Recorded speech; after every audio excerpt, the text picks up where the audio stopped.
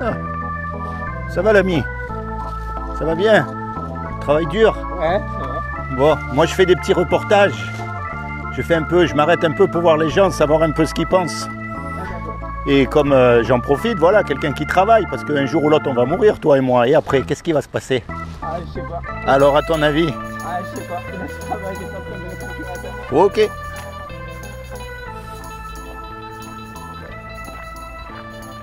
Bonjour mon ami, ça va bien? Bonjour, je m'appelle Laurent, je fais des petits reportages. Je fais des petits reportages un petit peu pour savoir ce qu'ils pensent les jeunes. Parce qu'on nous parle de beaucoup de choses aujourd'hui. Ah ouais, il y a le soleil, attends. On nous parle de beaucoup de choses, de beaucoup de trucs, mais il y a un truc dont on ne nous parle jamais, c'est qu'un jour ou l'autre on va mourir.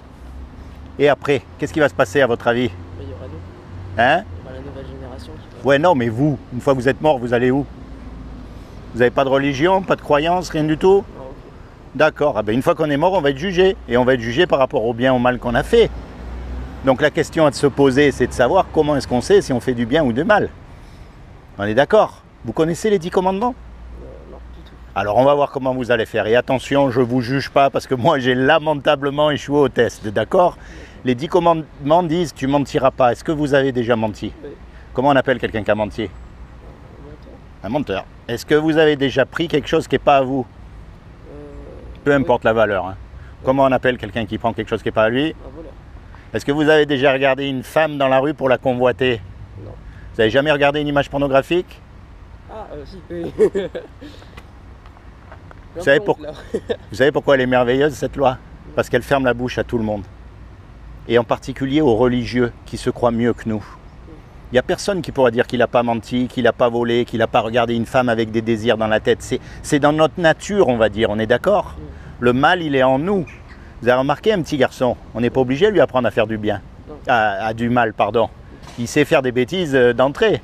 Est-ce que vous avez toujours obéi à vos parents? Non. Ah, Non. voyez? Donc on est tous pareils. Le jour où on meurt, on va être jugé par rapport à cette loi-là. Et si on vous juge par rapport à cette loi-là, vous venez d'admettre que vous êtes un voleur, un menteur, un adultère de cœur, un désobéissant aux parents, vous allez être coupable ou innocent? Et si vous êtes coupable, paradis ou enfer? Enfer. Et ça vous chatouille pas un peu de savoir que si vous mourrez, vous risquez d'aller en enfer? Parce que même si je vous souhaite de vivre jusqu'à 120 ans en très bonne santé, je ne peux pas vous garantir 5 minutes, on ne sait pas quand on meurt, c'est vrai. Je sais. Maintenant, je vais vous dire une chose. C'est Dieu qui a tout créé, on est d'accord? Vous croyez en Dieu? Non, pas trop. Alors, je crois pas à ce que je ne vois pas. Ah bon? Vous croyez pas à ce que vous ne voyez pas? Très bien. Est-ce que vous avez déjà vu le vent? Jamais. Est-ce que le vent existe? Oui.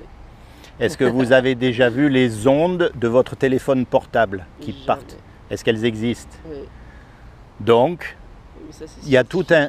Oui, mais scientifique ou pas, il y a plein de choses qu'on ne voit pas et qui existent. La voix, elle existe, mais on ne la voit pas. Vous voyez? C'est facile de prouver que Dieu existe, mais il ne faut pas mélanger avec la religion. La religion, c'est une caricature de Dieu. La religion, c'est des hommes qui utilisent Dieu pour mettre la main sur d'autres hommes et leur faire faire ce qu'ils veulent, d'accord? Maintenant qu'il y a un créateur, c'est obligé.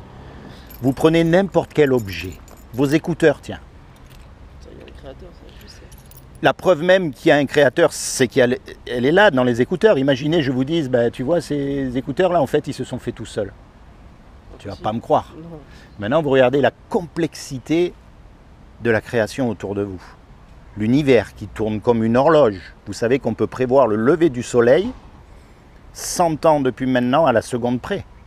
Parce que tout marche comme une horloge. C'est une horloge. Les animaux, enfin, c'est trop compliqué, c'est trop complexe et à la fois c'est trop fantastique pour qu'il n'y ait pas de créateur. Il y a une création, il y a forcément un créateur. Maintenant, il ne faut pas confondre avec la religion. D'accord? Ce créateur qui nous a fait, puisque c'est un créateur, il nous aime.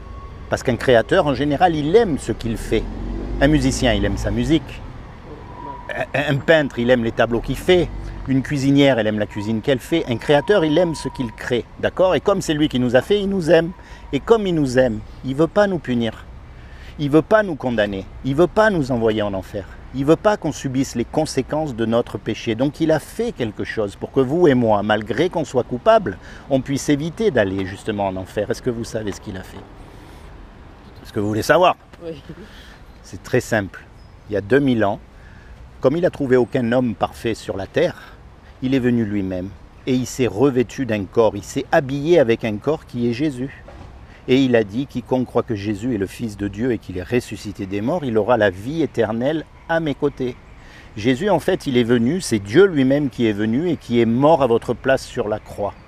Et son sang qui a coulé, il peut laver tous vos péchés, passés, présents et futurs.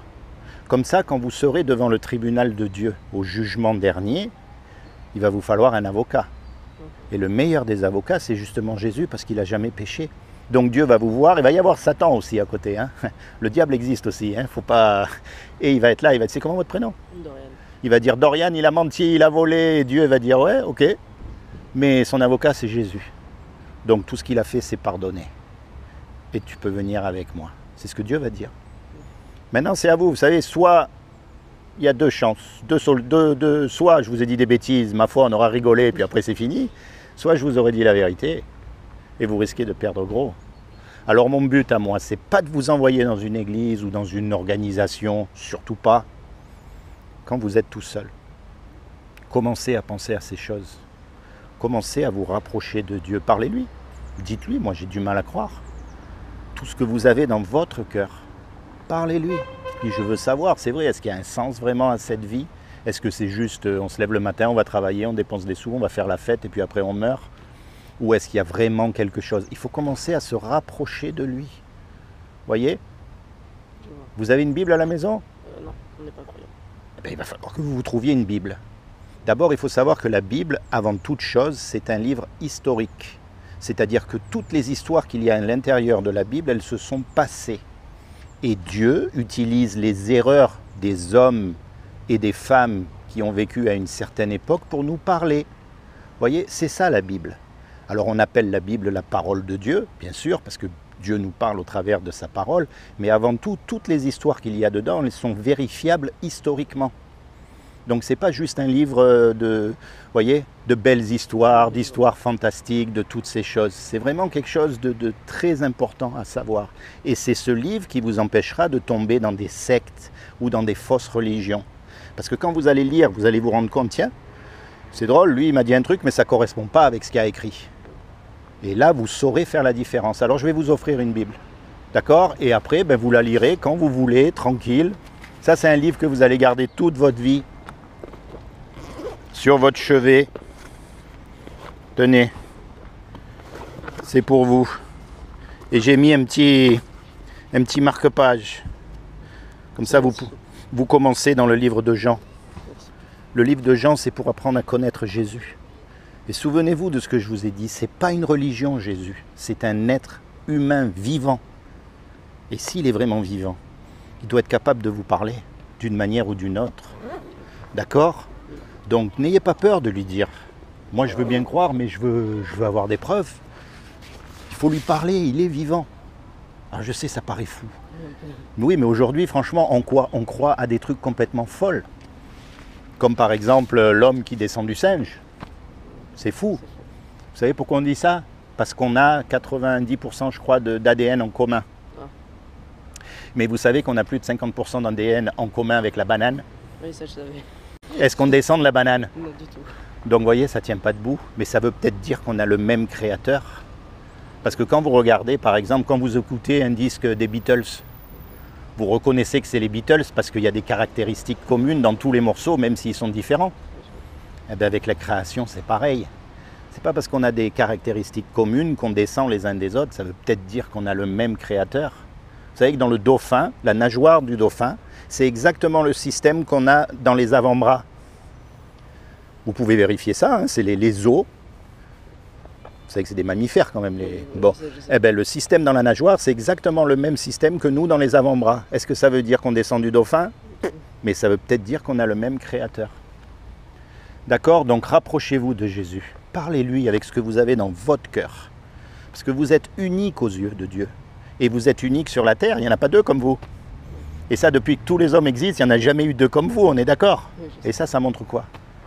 Ça montre qu'on n'est pas des robots. Et Dieu, ce qu'il veut, ce n'est pas une religion, c'est une relation personnelle avec vous. Il veut vous parler à vous, ce que vous avez dans votre cœur. Parce que vous, vous avez subi des injustices que je n'ai pas subies, et vice-versa. Vous avez eu des galères que je n'ai pas eues, et vice-versa. Vous avez eu des joies aussi que je n'ai pas eues, et vice-versa. Donc, vous devez avoir une relation personnelle.